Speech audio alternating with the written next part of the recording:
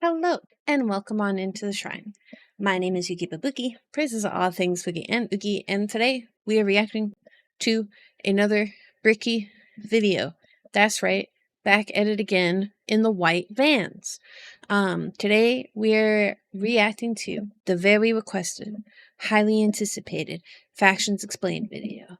So, some of you have been very lovingly and very persistently telling me to watch this, and I am unsure because it is 51 minutes long. 51 minutes Warhammer video. Like, I know what Warhammer is, sort of. I know Space Marines and I know Vermintide. So that's about it of my factions. I know it's a tabletop game. That's pretty cool. But yeah, welcome on in, grab a seat, grab tea. This will be a trip. I also will be taking your advice.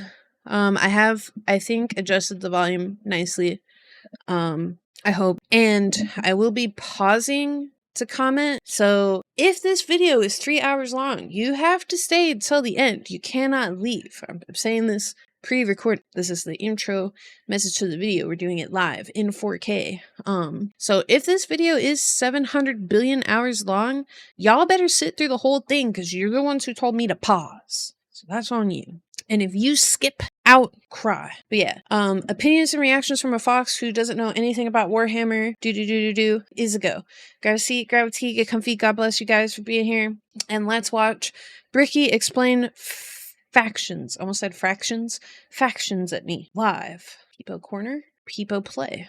As someone who doesn't necessarily serve the Omnissiah, but someone who can appreciate them, you will not be getting my legs today, as I will be replacing them with various things depending on which faction we are currently talking about to add a little bit more context and possible comedy to whatever the hell I am currently doing. So, that's not adding hello context. Everybody, my name is Bricky, and this is going to be a long video and a large project that has been going on for quite some time. This is... I need two hands for this. This is every single Warhammer 40k race in kind of a nutshell, explained, a little bit of explanation, a little bit of lore, a little bit of talking about the tabletop, mostly lore, what they're all about, and also a little bit of... I know nothing about the tabletop at all. Not even a little bit. Background for those of you who just have no clue what Warhammer 40,000 is. That's me. Now you see, Warhammer and Warhammer 40,000 is a universe people hear plenty of, but don't know a whole lot about. They see, oh, there's these dudes in big power armor with chainsaw swords, and they got these big old green orcs, and there's some bugs over there, and everyone calls these guys weebs, and there's these spiky bitches over here, and I don't get it. I don't understand. Where do I start? Well, this video... Do people like that? Like, if you're like a Warhammer fan, are you like, yeah, I'm a Warhammer weeb? Or are you like, don't call me weeb? Do people that play Warhammer also have like an insane love for the animals? Well, I guess so, because you're here watching a VTuber look at Warframe. Or at least I hope so. Comment your favorite anime down below.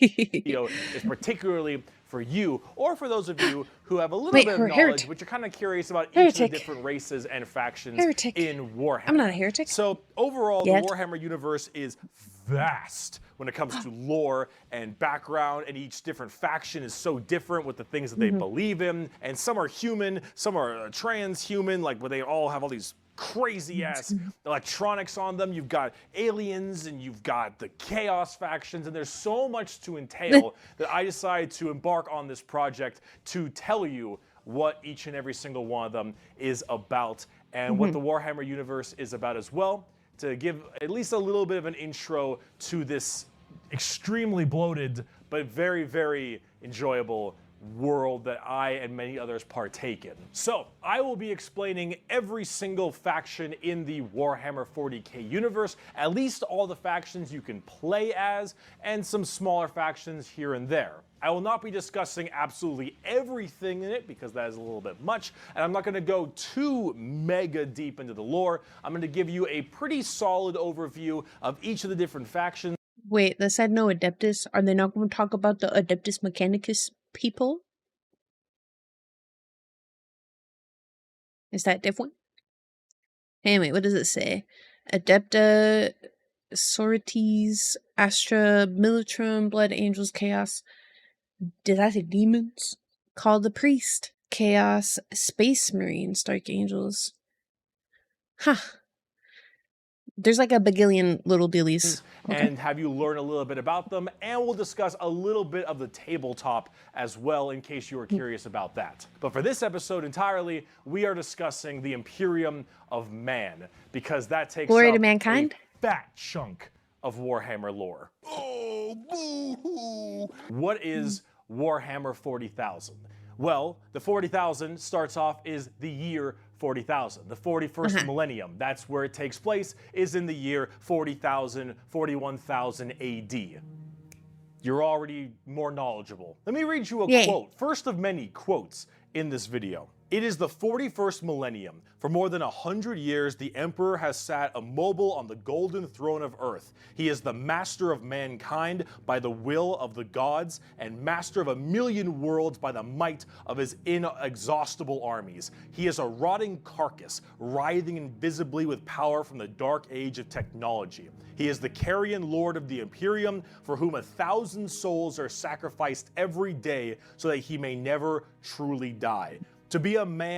Time out. So they said he is a rotting carcass, right? And he's sitting, from the last video we watched, he's sitting on some sort of funky throne to keep some sort of gate open and or closed. I can't remember. It slips me. At what point is he too rotted to continue doing that? Also, question for my Warhammer fans in the chat, and I hope that this reaches many Warhammer people. Is there any hope of anything positive ever happening, or are we just watching kind of like a universe spiral into despair and like impending implosion? Excuse me for my heretic speak. But like so far it feels very doom and gloomy with a side of extra doom and extra gloom. Like, is there a happy Warhammer story?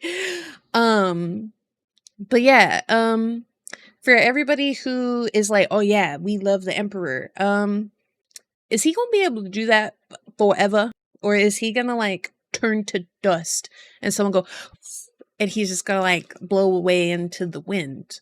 All right, bringing it back to Bricky. And in such My times intrusive is to be thoughts. amongst untold billions. It is to live in the cruelest and most bloody regime imaginable. These are the tales of those times. Forget the power of technology and science, for so much has been forgotten, never to be relearned. Forget the promise of progress and understanding, for in the grim, dark future, there is only war. There is no peace amongst the stars, only an eternity of carnage and slaughter, and the laughter of thirsting gods. War never changes? Everything blows. And it blows fucking hard. Warhammer is probably the most dark and depressing universes ever in fiction. Thank or you, at least Bricky. like top 3. Everything is so absurdly horrible, destructive, or overpowered that it all kind of ends up canceling itself out. It's like Dota. War rages across the galaxy. Interstellar travel is only possible due to sacrificing 1,000 souls a day to a rotting carcass of a man who you believe to be your god. Demonic god. Okay, wait. So if you don't sacrifice 1,000 people, will he turn into dust and you go and he'll whoosh away? Why are we... Is it like that important to kill that many people for this man thing? What happens if we just don't? We choose not to. It's might be a viable option. Maybe, possibly. Sorry for the heresy. I promise, I'll promise to stop being a heretic soon, TM, XD. Gods, just demons tear open the fabric of reality on a whim. Other Xenos or even other humans end up killing each other in untold billions across the galaxy. It is a time of unending war, slaughter, and a bloodbath amongst everybody. Planets are deemed unrecoverable and are completely destroyed on a whim. Everything sucks, but that's like the charm of it. See, everything in Warhammer is evil, but being evil is kind of fun. Like, humanity, in its own right, is a xenophobic, prejudice, and religious zealot group that kill each other just as much as they kill all of their enemies. And they're like mid to high tier evil on the evil scale of Warhammer. Nobody is good. Wait, Wait, go back. Mid to high tier evil on the evil scale. Wait. So you got my roles that guide tile players, Imperium of Man, Eldar Orcs, Tyranids, playing low tier for fun, playing by a tent, guy who bring food. What's wrong with the guy who bring food? What is a Tau? I did hear people don't like Tau. I did hear this. This was words spoken to me. Also, I have played Space Marines too. Tyranids scare me, like on a level that is unreal. Tyranids fill me with a great, huge fear. That is honestly, Space Marines 2 is probably the scariest game I've ever played in my entire life, and I'm a horror fan. I love Silent Hill. I play horror games for fun in my free time for just like a little bit of peace. But if I think about a Tyranid, I crumple like a tin can, especially the way you are meant to deal with the Tyranid. Like Bricky said, blow stuff up on like a whim. Like Tyranids come to planet, you're like, it is unsavable, just nuke it. That's scary. How do you stop that? High tier evil on the evil scale of Warhammer. Nobody is good. No matter who you are, everyone no, not is them either. I don't know who them is. Some color of evil. Whoever you pick, you are going to be the bad guy. But I that's want to be the a battle fun of sister. Because being the bad guy is badass. Villains are cool. They look cool, they got cool outfits, they got cool weapons, they got cool armies. Villains are cool, man. And when everyone is a villain, everyone is pretty cool. That's what makes this so charming, is that everyone can be the bad guy. So let's start off talking about the main bad guy, quote unquote, the Imperium of Man. Glory to mankind. Whack! It's geared whack! The Imperium of Man is the main empire of the human race. All of humanity is under this one flag called the Imperium. And about 10,000 years ago, there was a man. He was the Emperor of mankind, a 10-foot tall, the guy that I was asking about earlier, who led humanity across the stars to colonize tons and tons of worlds, create superhuman soldiers, and really bring humanity into a new age. This man, the Emperor of Mankind, was a psyker. And a psyker is like a magician of sorts. In the world of 40k, there is the warp, the immaterium, kind of like hell, but sort of like a purgatory dimension of hell. And a psyker is someone who can take that power and manifest it through their mind to use it to do stuff. I don't know if I glossed this over in the first one. So the Emperor is a funky wizard. I thought that they had to wear special hats. That was the elves, right? They wore like funky little hats or something to like channel their power. Or am I crazy? Or is he just like built different JoJo's Bizarre Adventure like cool? Like he doesn't have to wear a funky hat because he's the Emperor of mankind. Or am I confusion? Am I losing it? Like witchcraft stuff, magician stuff, spells, and lots of other things, but we don't want to get too into that. The Emperor, big boy psyker, top tier, A+, maybe even S. Now the Emperor created a bunch of sons. Yes, created a bunch of sons known as the Primarchs. He created 18 Primarchs to have them lead all. He did that twice. Are two of them like disowned? Because he said that last time in the other video that he created 18. He said that specifically. Are like two of them disowned? Are we resident haters of two of them? Also, some of them, like this little blonde guy in the middle, why is he beautiful? And then the guy next to him is not beautiful. No offense. And then The guy in the green you can't see behind my big head is ugly. I've got many questions. But anyways, did something happen to two of them? All of the different legions of humanity Mm-hmm. to the different stars and plans to help colonize and bring it out. These Primarchs are basically like little That guy's versions ugly of the too. Emperor. Not all of them are psychers, but a lot of them are very, very powerful, and they lead his special Space Marine Mm-hmm. legions. Then this big clusterfuck happened called the Horus Heresy, where the Emperor's favorite son, the Primarch, Horus, ended up joining Chaos and leading 9 of the 18, half of his Primarchs directly to Earth to fight down the Emperor himself. Now, if you want to know what Chaos is, remember what I mentioned earlier? That's the Bible. That dude was Satan, and then he took the other angels with him. That dude was evil, and then he stole half of the children. That's crazy. I wonder how convincing he was that they must have just followed him. Was there no questions asked? Did they not think there would be repercussions for their actions? Like, why jump ship? Why do the thing? The warp, that immaterium, the hellish place, in there relies the 4 chaos gods. Imagine like Satan and 3 other Satans. The warp being kind of evil, those chaos gods, that's the reason. And so those chaos gods manipulated Horus, and then Horus helped manipulate all 8 other Primarchs to lead this giant coup directly on the Emperor on Earth. And they fucked up shit. After this huge civil war, Horus died, but not before brutally wounding the Emperor, and right at the end of his life, they put the Emperor on this large golden throne on Earth in which he... Is that what he currently looks like? Because, oh, how the mighty have fallen, if so. Like, they really couldn't figure out, like, a better way to, like, fix this, like, throne thingy than feed him, like, a billion souls and let him sit there and rot? Are you saying that in 40 bagillion years, the 41st millennium century, whatever you said, we are not technologically advanced enough to fix this? Even a little bit? Even a crimbly crumb? And also, if he created all of those other ones, why doesn't he create himself like a new body or something? Or was he too wounded to do the thing? Also, please take all questions asked in this video as 1, intrusive thoughts, and 2, curiosity of a fox who thinks a little bit differently. Not dogging, no hate. A fox who wants to learn. And you learn by asking weird questions.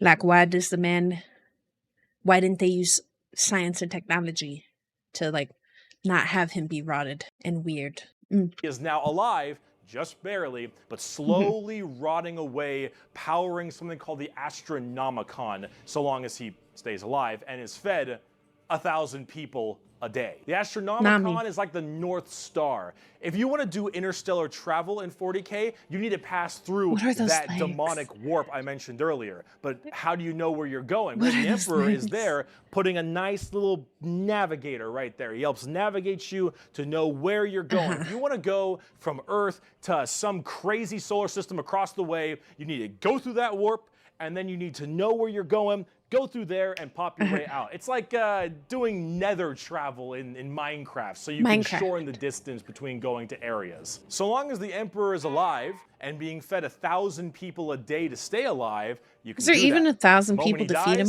Interstellar travel's gone for all of humanity. You're so boned. Now, since the Horus Heresy 10,000 years ago, the Imperium has fallen from grace substantially. All technology has started to dwindle and die. There is now giant fundamental religious extremists that now believe the Emperor of Mankind was a deity, a true living god, which is probably the last thing the Emperor would have wanted to be remembered for. So now you have this thing called the Ecclesiarchy, which is this giant church entirely devoted to... Do you go to this church building in Space Marines too? This feels vaguely real and familiar. Or maybe they have, like, little ones on other planets or something, but I feel like I ran through a very elegant building that looked like this at one point. Do they make a lot of these? They place them everywhere for cult-like purposes? The good word of the Emperor. He is now the Holy Emperor God, the God Emperor of mankind, and all of the Imperium has taken up worshiping him to the fullest extent and killing anything that isn't humanity in his name. The Imperium has this futuristic Gothic tone to it and a hefty religious zealotry to them. If you think anything against the Emperor, that's heresy and you deserve to die. That is called being a heretic. I have said many heretical Heretics things. die in 40k. There is no such thing as freedom of religion. There is no such thing as freedom of Local speech, heretic so being long punished. as you are against the Emperor. There is no such thing as any kind of tolerance. Everyone is a religious zealot. Some more than others. I have a question. Who tends to him? Like, who knows what he currently looks like? Who, like, I'm sure with the hierarchy, religious stuff, there is someone at the top who doesn't let all of the funky weird get to the bottom. So who is feeding the Emperor 1 bagillion people a day? And does everybody know that he needs to eat 1 bagillion people a day? And I imagine that they're running low on this 1 bagillion people that he needs to eat. Thoughts with Fox. But no matter what, you're preaching that good word. So right now, everyone in humanity is trying to expand their empire across the stars. If you are a heretic, someone who doesn't believe in the Emperor, you are deserving of death. If you believe in the Chaos Gods, The comments are going to kill a me. heretic, and you deserve death. If you are an alien race of any kind, you are a filthy Xenos, and you deserve death as well. So long as the murder continues and humanity expands, the Imperium of Man is very, very happy. However, the largest fighting force of this Imperium is my personal favorite faction, and the first faction we will discuss, the Astra Militarum, or also known as the Imperial Guard. Pretty shit now, man. You finished? That's it, man. Game over, man. The Imperial Guard is the main fighting force of the Imperium, and in a world of horrifying creatures, galactic monstrosities, the literal demons themselves breaking through the fabric of time to kill you, the Imperial Guard are untold billions of regular men and women wearing modern day like flak armor with a laser rifle. This is the humble las gun, the main weapon of the Imperial Guard. It fires superheated plasma. Not to dog on Bricky. You got all these cool space factions. You got aliens, you got weird, you got chaos, you got men in super suits. Your favorite is the people, the normal regular people that do normal regular people stuff. Like shoot a laser gun and die. That's kind of a crazy, out of pocket, unexpected pick. You're just like, I just like the military. You don't like the big suit? What? That's crazy. Lasers at an extremely fast fire rate. It is reliable, never jams. It can blow off limbs, giant holes in concrete. That's crazy. It is overall an extremely devastating weapon in modern day.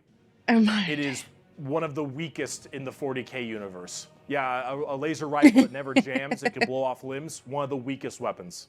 That's the world we're in right now. But who cares? It's as weak as a flashlight was the text in the background. In each battle, 500,000 of these men and women, 30,000 large armored tanks, 10,000 artillery batteries. The Imperial Guard wins through sheer numbers and firepower. They kind of have this World War I, World War II style aesthetic with legions of guardsmen as well as high company commanders and generals on the field along with them, and multiple kinds of troops. A normal Imperial Guard battle starts off with artillery, long lines of artillery, cracking the crust of the planet underneath the enemy's feet. And as this barrage continues, hundreds of thousands of guardsmen, a sea of guardsmen. Like, look right here. These are dead bodies. These men's is deads. Like, they give no care for any of these gentlemen's and women's and other friends here laying on the ground. Like, just keep pushing, I guess. Forward, firing and charging at everything possible while the planet rumbles as tanks roll up behind them. Gunships block out the sun and tanks block out the dirt with the steps and hoofprints of millions of guardsmen. It is through numbers and sheer sundering firepower. They are the first and last line of defense for the Imperium and make up a huge bulk of the battles. The Imperial Guard is also made up of tons of different kinds of regiments. The Catachin jungle fighters live in a death world that's more hospitable than almost any firefight they'll ever get into. So they just have this steroid-looking, giant knife, Rambo Predator-looking sons of bitches, Jinx. where nothing is anywhere near as scary as a simple knight on their home planet. You have the Valhallan Winter Soldiers who haven't felt their toes in 300 years, the Mordian Iron Guard who are more interested in making their shoes shine than actually fighting a battle, and then of course the big one, the Cadians from Cadia.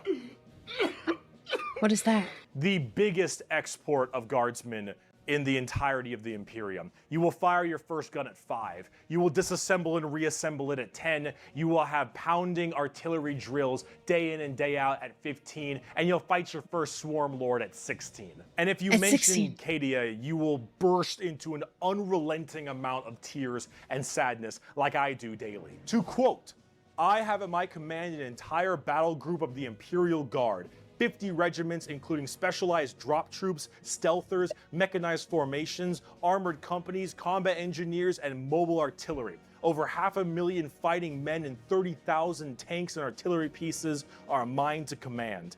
Emperor, show mercy to the fool that stands against me, for I shall not." The Imperial Guard are my personal favorite faction in 40k. They're the army I collect the most, the ones I enjoy playing the most, and the one I enjoy in the lore sense a lot. There's something about just a regular man with a laser. That is honestly so trippy and so crazy that you're like, here's all the big bad. Here's all the spooky ookies. You got aliens, you got elves, you got orcs, you got Tyranids, you got, you know, demons and curses and chaos and wizards, and like, let's just send the regular man out there. Off you go, G.I. Joe. Honestly, that is so wild. I wouldn't want to be the G.I. Joe. Rifle, being told to charge the horrors of this universe and Yeah, willingly doing so for his god I can't charge that. It's just poetic. They actually represent the main Imperial Guard tactics pretty well. Large amounts of artillery that doesn't require a line of sight, lots of tanks, tons of infantry, drop troops, and gunships. Overall, they're pretty similar to how they sound, though a little bit expensive to collect, unfortunately. And they don't hit a lot. They have a bit of a bad aim, but you don't really care because you're just drowning them in shots. However, if you want more accurate fire and specialization, we can move on to talk about Space Marines. Angels of Death. The Angels of Death are up next. Space Marines are genetically engineered super soldiers and superhumans. They're given extra organs, their skin tissue is toughened, their bones are stronger, they're taller than the average person. Okay, wait, I'm gonna pause because I know someone will get mad, but I'm gonna make a comment. Anybody in the chat watch Baki at all? One of the things in Baki, it's just like anime about boxing, but like extreme, not normal, very, very much Japan anime boxing, where like they were like, you have to punch yourself to toughen your skin so you could take a hit. So, anytime now anybody mentions anything about tougher skin, I think back to the traumatic Baki. Baki is honestly like a horror show.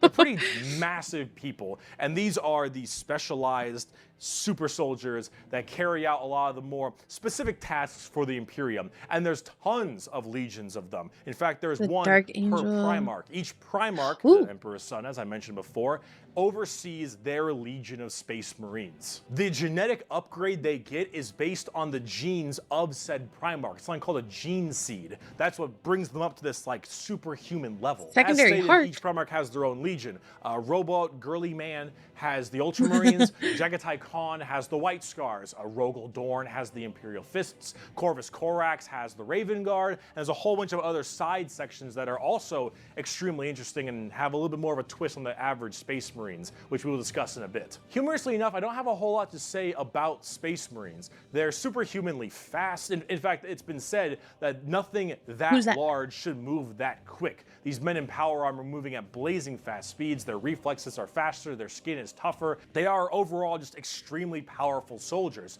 In fact, where they differ comes down to which Space Marine Legion we're talking about. For instance, the Ultramarines done by Robot Gilliman are the main blue boys, strong in almost every way. The jack I of think all these are the trades ones that kinda you group play that are a little in the bit too game, strong, right? and that's a lore problem. But the White Stars by Jagatai Khan are all about speed freaks, go fast. We're talking attack bikes, we're talking land speeders. You want to go in quick, you want to hit them hard, you want them to be swarming around like buzzflies, buzzsaws.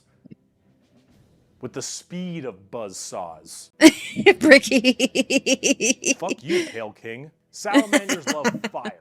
Fire in the forge, fire in battle. Flamers, melta-guns, multi-meltas. Just so long as something can be burning, Arson. that's big. And they're also actually some of the nicest of the Space Marines. A lot of Space Marines have this kind of like holier-than-thou thing because of their genetic strength. However, the Salamanders tend to put human lives above the lives of themselves, which is actually rather rare. They're also all black, but not like just regular black, like 2 a.m. line at a White Castle black. Like they have a charcoal, dark, ashy exterior and blazing red eyes. Apparently something about living on their home planet of Nocturne, which I don't know if that makes much sense, but who cares? This is like fantasy land anyway. Overall, Salamanders are actually one of my personal favorite legions because they're just really cool. They're fun to play as because of all their flamer weapons, and they have a nice, like, more heartwarming lore as opposed to being super evil like everyone else. Whenever I live streamed playing Space Marines too, a lot of people said that I would be a salamander because I was worried about all of the people NPCs. And because the FBI man that lives in our computers was watching, he was also recommending me all these cute comics about salamanders for a while, which is like some sort of weird Tyranid apocalypse, and this poor like salamander was trying to save this girl and she didn't make it, but he kept her like plushie or something. It was a little like but I don't want to be that salamander because he's ugly. Oh my god, we're not even a quarter of the way through the Space Marine legions. Imperial Fists believe in the power of the siege and defensive positions. Raven Guards, master of stealth and sabotage while having bird helmets. Iron Hands, masters of machines and vehicles while being really goddamn good at being sold on eBay after one nerf. Space Wolves, Vikings and wolves and tons of wolves and axes, battle axes, fur everywhere. Space Wolves, angry, big teeth. Blood Angels, the genetic defect to make them want to drink blood and go crazy, called the Red Vampires. Thirst. They have cupid wings and stuff, which is a little bit strange, and they are all super gay for Sanguinius. Dark Angels are old.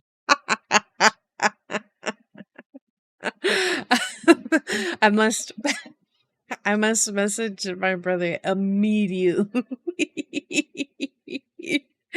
They are I'm sorry. Strange, and they are all super gay for Sanguinius. Dark Angels that guy are was very old-school pretty. knights and inner circle theme and... Are you a heretic? Me? No, never. Once in the blue moon, I know. Death Watch, a fancy anti-Xenos group that nobody plays because Death Watch, and they look cool though, but no one plays them. I don't know about No one plays them. They're there though. Black Templars, for the people who, if you haven't prayed at least 3 times a day, you're gonna start praying out that airlock, and I'm sure there's some other chapters I may have missed as well, like Crimson Fists and stuff, but those are the main ones right here. Here, quote, from the Emperor himself.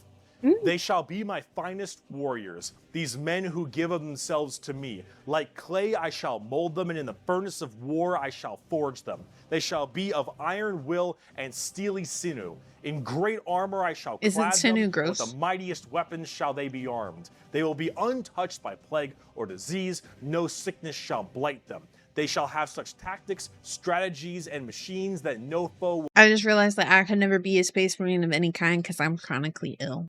I'm a heretic. This is so sad. Will best them in battle. They are my bulwark against the terror. They are my defenders of humanity. They are my Space Marines, and they shall know no fear.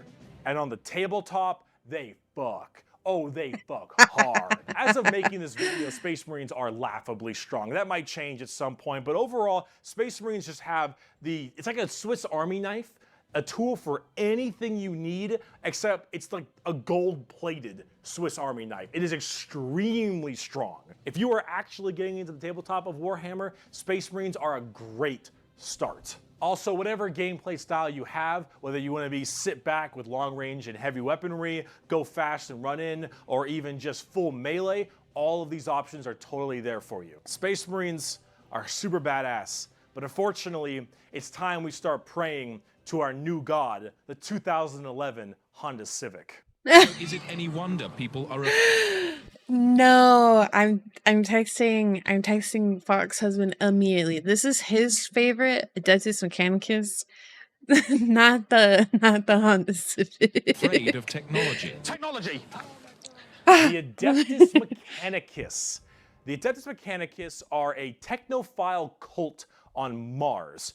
Now, these people are a little bit weird because they don't actually really believe in the Emperor of Mankind. And you might think, oh, whoa, Bricky, that sounds like some heresy.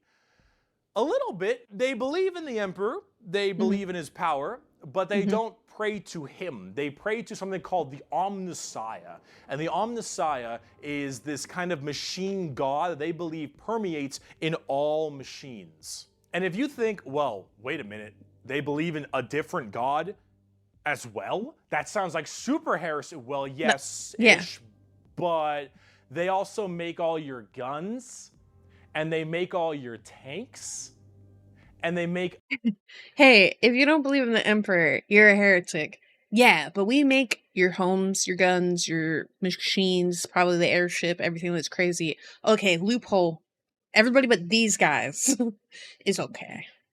Got it. Everything that you have, so you can't really tell them to fuck off because you're not gonna win nothing if you don't got stuff to shoot people with. See, their Omnissiah at least makes sense from their standpoint. They believe it to be a deity that permeates through all machines. Your Honda Civic, your standard bolt gun, your Dune Strider Walker, your giant mechs, your huge ships. The Omnissiah is present through all. And the only reason your stuff works is because the machine's spirit in it says it works. If you want your gun to work, your tank to run, you must pray to it. And I mean full stop. You need to start chanting in high Gothic. You need to burn... Okay, I'm rewinding that back. You need to start chanting in high Gothic. You need to burn incense. You need to sit on your knees and pray to that car. You need to rub oil on your robes. And you need to go, ahomina, homina, homina, homina, homina, homina. Full stop. If you want your damn thing to work, if you want your gun to fire, you need to do that. They are... very... Anyway, honestly though, that is me going to my PC and being like, no scuff, no scuff, no scuff, no scuff, no scuff. Please, please, please, please turn on no scuff, no scuff, no scuff. I just want to record videos and stream today. Please, please, please, please, please. Please. So, you know, real, I guess. Bizarre. And they actually have a bit of a point because it's obviously working.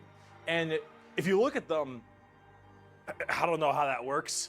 So they obviously know something about what they're doing. The most notable member of the Adeptus Mechanicus is Archmagos, whatever, Belisarius Call. Look at this dude. Look at this dude. Yeah. Yeah. This is the group we're talking about. These are these weirdos. Here, the Omnissiah Creed. The credo, Omnissiah. There is no truth in flesh, only betrayal. There is no strength in flesh, only weakness. There is no constancy in flesh, only decay. There is no certainty in flesh, but death. Flesh is weakness, flesh is death. The Omnissiah is the god of the machine. Where is the I clap my hands. I'm thinking, brain loading. I crave the cold certainty of steel. Oh, the weakness of my flesh disgusts me. And if you wish to be whole, if you wish to be holy, if you wish to give unto him, you must saw down your limbs and remove your organs and replace them with mechanical parts, because that is what he wants, and that is how you will become enlightened. Hard technophiles mixed with religious extremism. Adeptus Mechanicus. Now, for their army side of things, they are with the Scutari. The Scutari operate with very bizarre weaponry and lots of different kinds of vehicles, tanks, and different people in between. They're very weird, but they have extremely wacky and enjoyable, and in fact quite effective, both in the real game and in the lore, weaponry and gear. Overall, as an army on the tabletop, they're very weird and have a whole bunch of different shenanigans, but if you like kind of that quirky, wacky techno thing, I'd give them a pickup. Hell, they're so paranoid. I gotta keep going. They're so paranoid and crazy. These Dune Striders you see right here, one guy was able to make them work. One guy, and he died. And they're so scared they'll never work again that they keep them on and they never turn them off, and they run around in a circle the whole time until they need them, and then they corral it and they go into battle. Yep. What? The Adeptus Mechanicus. Now, if you want to talk about faith, though, let's talk about the Sisters of Battle. Has fallen for an eagle in Lego City.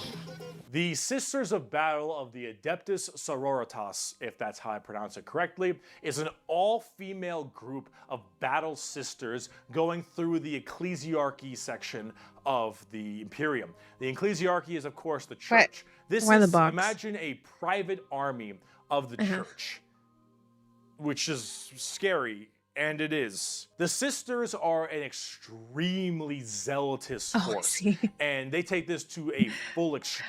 I looked at this and I'm like, why is this a black box? But it is just like a very poorly cut, like very long square skirt. It's like, it looked like a censor bar. I was like, Bricky, what are you censoring? They believe in three main things: faith, martyrdom, and fire. Through the bolter, the flamer, and the melta, the Sisters of Battle are extremely potent at taking out chaos and heretics. Mainly heretics, because as they are a fighting section of the ecclesiarchy church, that's the big thing they want to kill. Any form of heretic will face the Emperor's justice through those three main weapons: the bolter, the flamer, and the melta, and they will do so with extreme prejudice. Literally. They are the closest things we have to nuns in space. And I'm talking hardcore nuns. They carry holy nuns in fire space on their backs. They have holy books and sigils all across their armor. Their main battle tank is a fucking pipe organ missile launcher. They have small babies that they have removed their brain capacity to make them little servant cherubs to fly around and give them ammunition and shit. They drop churches from low orbit as mini drop pods onto battles. They drop churches into battles, and they blare war hymns and holy music from their frigates in low atmosphere and shower holy water across the battlefield. These are the people you are dealing with, and they're fucking awesome. They can literally stave off demons. On the table. That is probably the coolest thing I've ever heard. Where do I find more about some battle sisters? And then you guys in the comments are going to be like, oh, they have the least amount of lore because no one ever writes lore about battle sisters. And then I will cry. Okay, I will cry real tears if you type that in the comments. All right, I better see many books in probably 2 games. Which actually this video will be posted after. But on Wednesday we are playing Bolt Gun, and many people have told me that Bolt Gun 2 is about battle sisters, and I am extremely hyped. And I better be able to drop a singular church on somebody. One time, please. I ask for one thing. I never ask for anything. I just want to drop a church on somebody. Please. Okay. Because their faith is that strong. Remember the warp, the demons from the warp?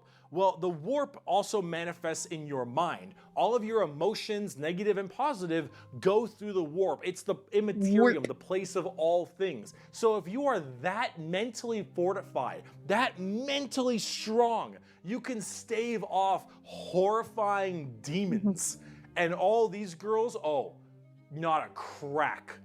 Not a crack in that mental armor. Now, as much as a meme as they are, and as much as their models look a lot like Ongo Gabloglian, yeah, which I can't unsee anymore, I gotta say, I love their design. I think they're extremely Look how cool. pretty They're another they army that I'm are. currently collecting. They just released a whole new line of figures very recently, and they look wonderful. Everything from Wait. Celestine. I like these, but if you collect these, do you have to paint them? I don't trust myself to be that delicate with my old lady shaky hands. But like, look at that one with the big wings. It's so pretty. Chat, you're gonna make me collect Warhammer figures, aren't you? The living, literally undying saint from the triumph of Saint Catherine, which is literally a funeral procession as a model. Those organ tanks I mentioned earlier. This shit is the most over-the-top badassery in a lot of the Warhammer universe, and goddamn it, is it over the top. But Sisters of Battle are so cool. While I'm a guardsman at heart, oh, this is such a cool faction. By Bolter Shell, Flamer Burst, and Melta Blast, the mutant, the heretic, and the traitor alike are cleansed of their sin of existence. So it has been for 5 millennia, so shall it be until the end of time. Yeah! And speaking of burning demons, I can see! I can fight! the Grey Knights are the first army I actually collected back in 7th edition. The Grey Knights are a super secretive and much more old school look at power armored knights, except they are all psychers. All of them. Question. Do bad stuff ever happen to the Space Marines where the outer shell has to be replaced? And if so, how does that function? Because what I do know about Space Marines is that, like, they don't have people's skin, right? Like, their body is the machine. They just kind of put all the organs in there. So, like, if that gets damaged, do they just kill you, or do they fix you, or does it depend on the damage, or do they force you to live for all eternity? Like, right? Like, there's not a person actually in the suit. It, like, they kind of just, like, they are the suit, I think. Intrusive thoughts.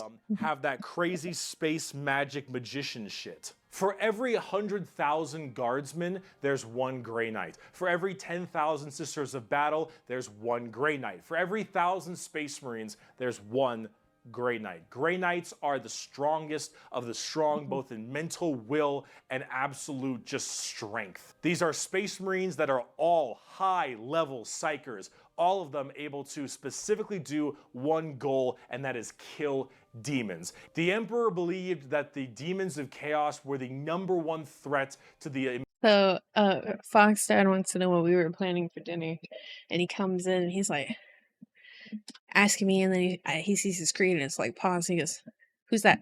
And I'm like, "That's the Emperor of Mankind." He's like, "What?" I'm like, "That's the Emperor of Mankind." And then he makes like a funny face. I don't think he likes the Emperor of Mankind. Imperium, and he probably is right. However, this group is entirely based on doing that through a myriad of tactics. Coming from the planet, or I guess the moon of Titan in the Sol system, the Grey Knights are thrown through extremely rigorous training and are as clear of mind and soul as they possibly can be. Since the demons of the warp are the warp and your mind projects to the warp, people can go insane very fast, especially lower level psychers. 2 things. 1, did this happen in Space Marines 2? And then 2, I think, I don't know if anyone saw them, but Amazon did a series of short episodes that were about various games. They did one about, they made that like Pac-Man horror thing that they turned into a horror game. I think it's like Sinfu or Snifu or whatever, which is about the like dude who ages like every time he dies, trying to avenge his family. And I believe that they did a Warhammer episode. They were short, I think like 20 to 30 minute episodes. And I think it involved a psyker losing it. Or that was in Space Marines 2. I can't remember, but I feel like I saw this happen. My knowledge about Warhammer is very limited, but it is something that Fox husband and friends are interested in. So I know like bits and pieces, and I've seen some things and I've heard some things, but a lot of it is kind of like spaghetti jumbled. So this series is like, can you teach a fox Warhammer? I don't know. Which, by the way, I will also give you a small timestamp update because I don't know how much of this is going to get edited down. We are 31 minutes into the video with pausing and yapping. I have recorded 52 minutes of like stuff. So the video is probably going to end up like at least 50 minutes long because I still got like 20 minutes left. Y'all better watch it. If you are a real Warhammer thing, watch it and answer all my questions. Watch it and answer all my questions. Okay, I'm doing what you asked. You told me to pause and yap. I'm pausing and I am yapping. And y'all better enjoy the whole ride. These Grey Knights need to be able to harness the warp in the presence of demons and stay perfectly sane. One of their characters, one of my favorite characters, is named Castellan Crow. He has a demon blade, the black blade of Mahamahama. And he has to have it on him because it tempts everyone nearby, constantly beckoning them. Use my power, use my strength, suck my penis, whatever the possibility. And so he has to keep it on him all the time as this thing whispers to him consistently, and he has to stave it off forever, being alone in his chambers or on the battlefield, because anyone who gets too close to it might be tempted a little too hard. He is that pure of heart and mind, and all the characters in the Grey Knights are basically like that. The only issue is that the Grey Knights have a scorched earth policy, more ways than one. If they're fighting demons, demons corrupt and make people crazy. So if I'm a guardsman and I'm fighting demons, and the Grey Knights arrive, and they kill all the demons, I'm a risk. And so guess who's not making it out of there? On the tabletop, they're very strike fast, strike hard kind of people. They teleport all around the place. They are fast strike groups, small amounts of models because they're so dang strong. I will say, that is crazy. I was in the vicinity, so therefore I am possessed by a demon, therefore I do not make it out of this alive. But I had nothing to do with the demon, I promise. I didn't even see him. I don't even know him. He ain't got no name to me.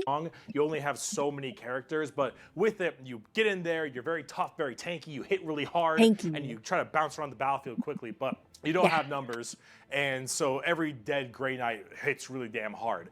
They're fun, though, if you like that kind of fast-striking kind of army. Oh, and also, Caldor Drago is a thing. We're not even going to get into Caldor Drago. All right, that is, oh my goodness gracious. I am the hammer. I am the mail about his fist. I am the spear in his hand. Though we are lost, I am the shield on his arm. I am the flight of his arrows. I am the hammer. I am the sword. I am the shield. I am a soldier at the battle at the end of time. Grey Knights are pretty hardcore. They are as holy as you can get. They're edgelords. That is a group of that was the edgiest thing I've ever heard in my entire life. Edgelords. For a Space Marine. If you like Space Marines and you want to, that they're holy enough, you want to be holier, Grey Knights. Now, if you want to be holier and big, let's talk Imperial Knights. Oh, Lord, he coming! Do you like gigantic walkers the size of homes or medium-sized buildings? Do you want to kill heretics, but you want to kill like 40 of them per turn? Do you want a gigantic, old-school knight noble house style of walkers with giant chainsaw arms? Then you got Imperial Knights. Imperial Knights, it's not a whole lot to talk about them because they're just gigantic walkers, but they have this old-school, like, house feel to them. Like, literally, like, they're houses. Each Imperial Knight comes from a house, and each of them act in their own special way. These behemoth of walkers also destroy. What is that? I paused on its dumpy, I'm sorry, but what is that? Why is everything now big? That's scary. destroy almost everything in their path, killing full swaths of squads in a couple shots, stepping on legions of troops. Like, these things do not mess around. And they look so cool. Imperial Knights and Chaos Knights, actually, for that matter, don't have a whole lot to discuss. They're just super big, heavy walkers, and they look different depending on your house or chaos god you currently believe in. And overall, these things are just really cool if you want to murder everything in your path.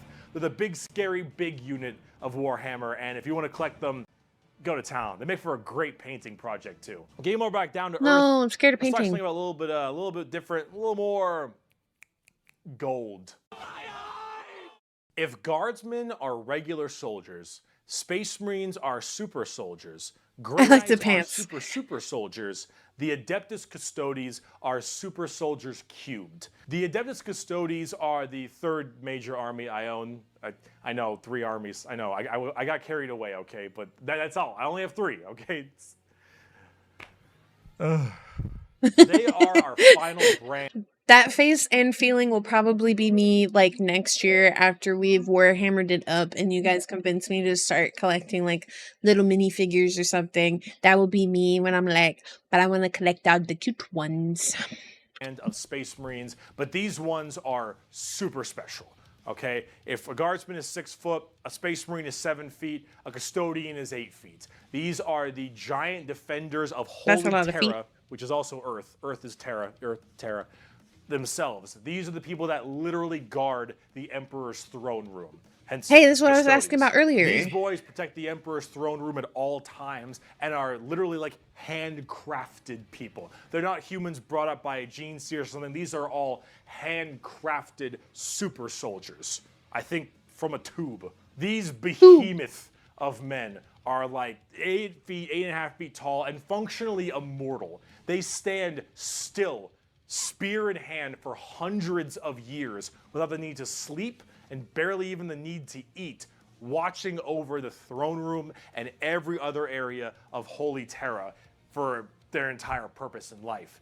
And oh my lord, are they terrifying. These custodians put Space Marines to shame. If you liked your super soldiers, these are your super mega soldiers. One of these men can take on probably 3 Space Marines and most likely win. There are many different groups of custodians as well, like the Solar Watch, or there's also one of my personal favorite, the Aquilan Shield. The Aquilan Shield go out to seemingly unimportant individuals and protect them because they believe that they are going to be doing something very important in their lives. For instance, let's say a regular guardsman gets the protection of this giant 8.5 foot tall golden god because that guardsman will end up becoming a general one day or something of that nature. The custodians work in mysterious ways and are almost always outnumbered, but never outmatched. These people are pretty horrifying, both on the tabletop as well as in the lore.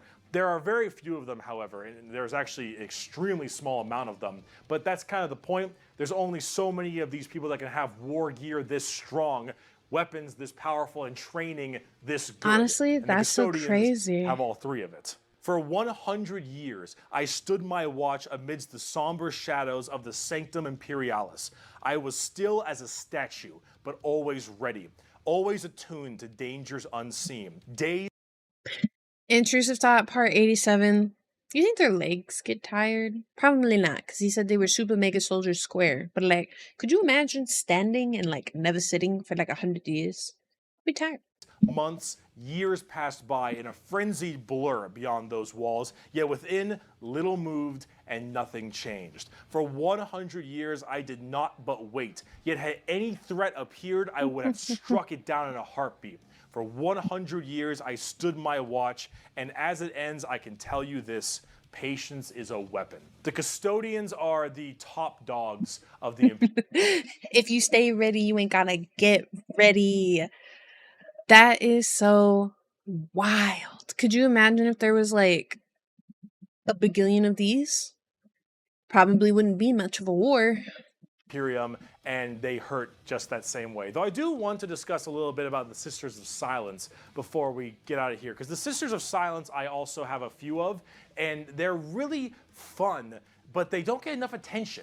These kind of bald plume ladies are a whole group of pariahs are also known as blanks. We'll be referring to them as blanks from now on. So Blank. as every mind is somewhat connected to the warp, these blanks are a genetic mutation that has it suppressed heavily. Because of that mind suppression, normal people feel this weird, like, uncomfortable nature when around them. When a Sister of Silence walks past them, you feel ill. You feel just uncomfortable and strange. So most of them don't actually live past childhood, because once they are birthed, they're, well, you know, killed or something at a very young age, because they just emit a horrifying aura. These ladies, however, are guardians of the throne as well Kill the for babies. more That's psychic me. threats. See, none of the custodians are psychers, so they have a difficult time dealing with major demons and other kinds of psychic phenomena. These sisters are extremely specialized in it, all of them taking a vow of silence as they don't speak, hence the term Sisters of Silence,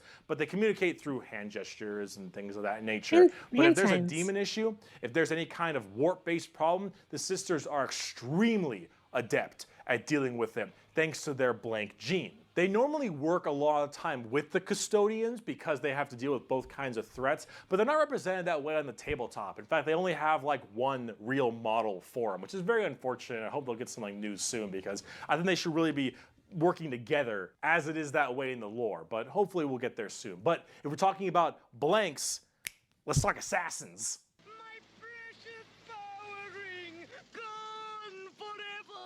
It's been a long video. We're about to round it out. We got this and one more human thing, and then we're done. The assassins, though, the Officio Assassinorum, oh boy, these people are deadly. Yeah, they're called assassins. They should be, but oh man, these people will mess you up. So these are from the Officio Assassinorum, a very special organization, and they are handpicked by the Grand Master of the Officio Assassinorum from the what was it called? Schola Progenium. It's basically an orphan school. Your parents got murdered by demons or something. You get sent to this and you get trained to be whatever. Tempestus Drop Troop, an Inquisitor maybe even. Maybe you get a blank gene and you get thrown into the Sisters of Silence, or sometimes you just disappear. When you are taken, however, you go to one of 4 temples, because the Assassinorum works in the temple style of things. These temples are the Vindicare, Caluxus, Calidus, and Eversor temples. Let's start with the Vindicare. I'm far away. How many times do you think he had to check his notes to remember all this stuff? Because like, this is a lot of stuff. I've been sitting here for 3 weeks. Poof! The Vindicare temple is the main sniper-based temple. Gigantic sniper rifles for all these assassins. Their whole point is to be able to be in a spot and sit there, eye and scope, for weeks, waiting for their perfect target, taking people out from literal miles away after extremely long time periods. The Vindicare temple is about precise, perfect aim. There have been reports of Vindicares being able to single out particular body parts from over 2-3 miles away. Temples in the head, the jugular, for instance, and been sitting there after weeks. And when they're ready, take that shot. Time is done. That's crazy. Packs them up. The Calidus temple, however, is a lot more about shape-shifting and deviant art. It's mostly a deviant-based one, or at least it seems to be, and this allows a lot of body augmentation for certain individuals to be able to kind of transmorph themselves and infiltrate areas that are problems. These assassins will end up taking missions that take them years, 2-3 years, to infiltrate a heretical group and slowly work their way up, just to get enough time to put a bullet into the main target's head and then escape unharmed, or become the main target and sabotage it from within. These are all completely about deception, mind tricks, polymorphing, and everything in between. And lots of drawings. Lots of drawings. The Eversor Temple. Of course. Just kind of disturbing one. The Eversor Temple is about when you don't want anything to come back alive, friend or foe. You want it all dead. And Eversor is psychogenically conditioned with just psychotherapy and psychological torture to only feel violence, hatred, and anger. It does the Clockwork Orange style of thing of just making you forced to watch never-ending pain and misery and psycho conditioning I guess is the term. And then they pump you full of tons of psychedelic drugs and they cryo-freeze you. And then they drop you in an area where they just want to make sure everything is dead. And then you defrost.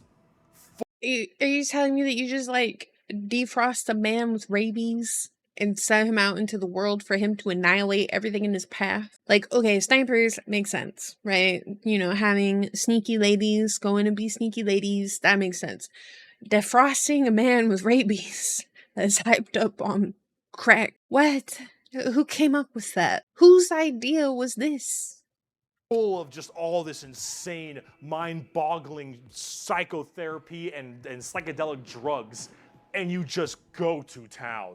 Yeah, if you don't care if anyone comes back alive. You're like, all right, lost cause, send them in. Finally, there's the most bizarre temple, the Caluxus Temple. The Caluxus assassins are feared even among the other temples. So that blank gene, the people will go to the Caluxus Temple with this as well.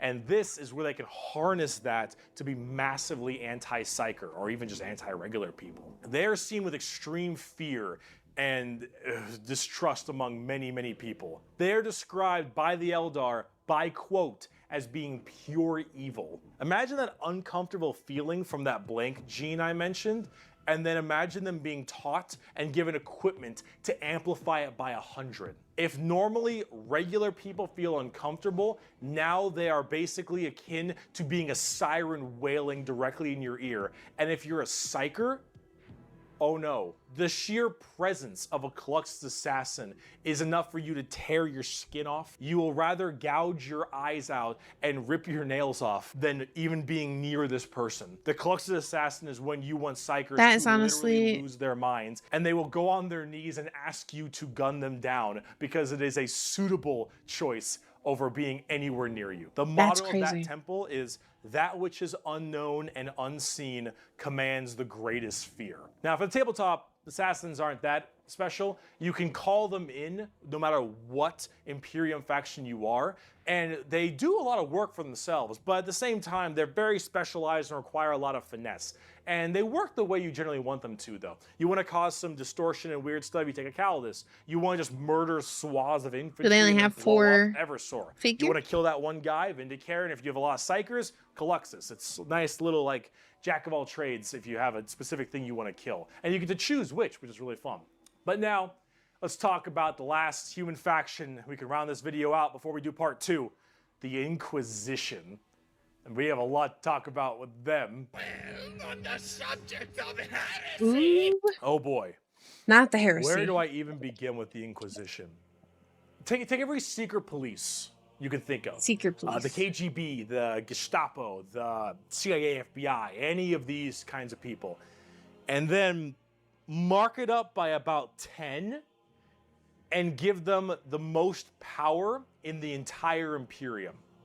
No, and then make them look like Van Helsing. How about this? This right here, it's not just a quote. This is the Imperial motto, the motto of the Inquisition. I apologize for my bad pronunciation. Innocentia nihil probat. Innocence proves nothing. What?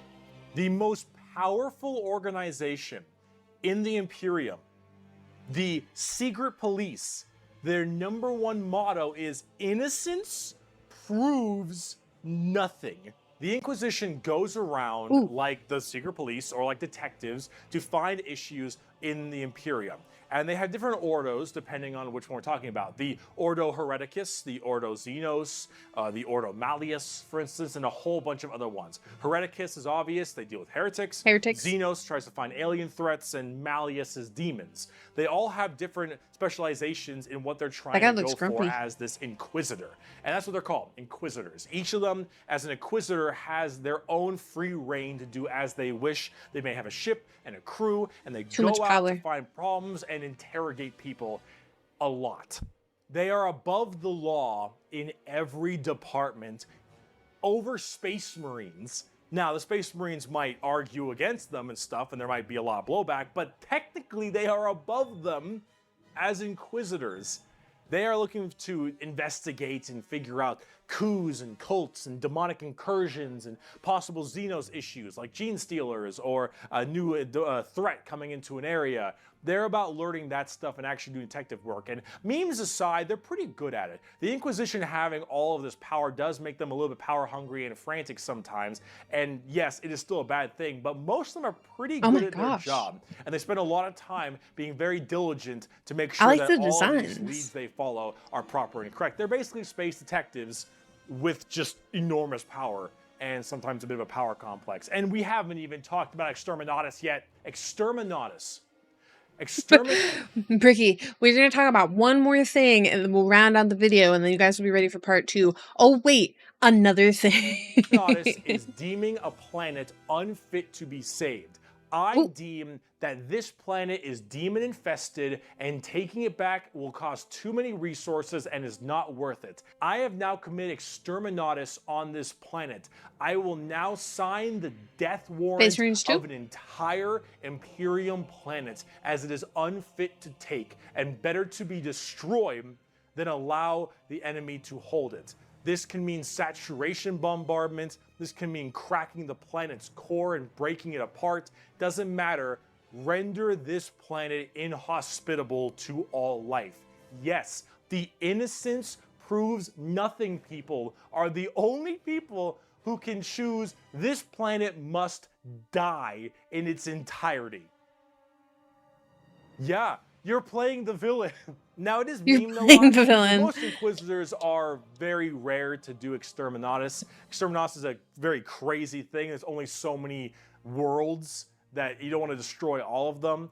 Now naturally, with the memes aside, there are some people who are a little bit rough on this one. But most Inquisitors generally don't like to do Exterminatus a ton, but it is an option they have. And it's a crazy option when you think about it. Yes! Secret Police Inquisition are unfortunately not represented on the tabletop very much. You generally kind of put one in your army if you feel like it. You have a couple special options there and some side content, but they're not really fleshed out very well, and personally they need a lot more stuff put in there, and they really need a lot more effort put into them, and they're not quite where I want them to be. Overall, the Inquisition makes for a lot of the best storytelling as well, because it's a little bit hard to talk about a big story of a whole bunch of Space Marines killing something, right? It's just a big battle story. It's not as interesting. Having that intrigue and that moral dilemma that an Inquisitor has makes for a lot better media. And honestly, the more people do it, I think it's better, because then it adds a little more humanity to the Warhammer horrible, horrible grimdarkness. And wow, we just finished the humans, all right? Come back for part 2 when we talk about Chaos and Xenos, because we got to talk about the 4 Chaos Gods and all the Chaos Marine Legions and the Tau and the Necrons and the Orcs, and oh boy, we got a lot. I'll see you in part 2. All right. So that was part 1. Yes, we will do a video watching part 2. And yes, we will do a video watching the re-explained. So that way you could see what hasn't changed, what is different, what is covered, what is not covered. Come on in. Come on in. People main camera. This video currently right now is 115 minutes long. I want to thank you for everybody who has been very warm, welcoming, very cool, who has been helpful and commented a lot of really nice things, sent me a lot of links of things to watch. I will get through them. I am trying to have like healthy posting schedule with IRL stuff. You know, the balance. All creators need a balance. Or things get topsy-turvy, whoopsie-wopsies. 2, thank you for everybody that joined the Patreon. That's crazy. Don't know where you all came from, but I appreciate you greatly and dearly, and it means a lot. And I love each and every single one of you. Thank you for everybody who's joined memberships. I really appreciate it. I became a YouTube partner back in October, so I'm still kind of new. Yuki, it's almost been a year. Oh my gosh, it's almost been a year. Wait, that's crazy. I am very new to Warhammer, so I do apologize for any of my tone or the way things may have come off. Just know that all of this is coming from a person with a lot of inquisitive questions and a lot of intrusive thoughts that happen. I genuinely do want to learn about the series, and I look forward to playing Warhammer bolt gun. Obviously, this is recorded before that stream, so if you see this after, I hope that had a lot of fun and enjoyed it. Also, I am looking forward to doing things like maybe playing and finishing Space Marines 2. Maybe we pick back up Vermintide. Please comment down below what your favorite factions are, if they were talked about in this video, if there is one that you're hoping gets talked about in the next video. Please feel free to comment anything that you like about Warhammer. Do you guys play the tabletop? All that fun stuff. Leave a like, favorite, subscribe. And again, since this video is so long, if you're new here and you never met me before, my name is Yuki Babuki, princess of all things spooky and ooky, but the only thing scary about me is probably how many heretical questions I have asked in this video. I stream Wednesday nights and Saturday nights, and I will try to post a video every Thursday. So thank you so much for being here. God bless you guys, and I will see you in the next one, whatever that may be. Bookie bookie boo. Bye.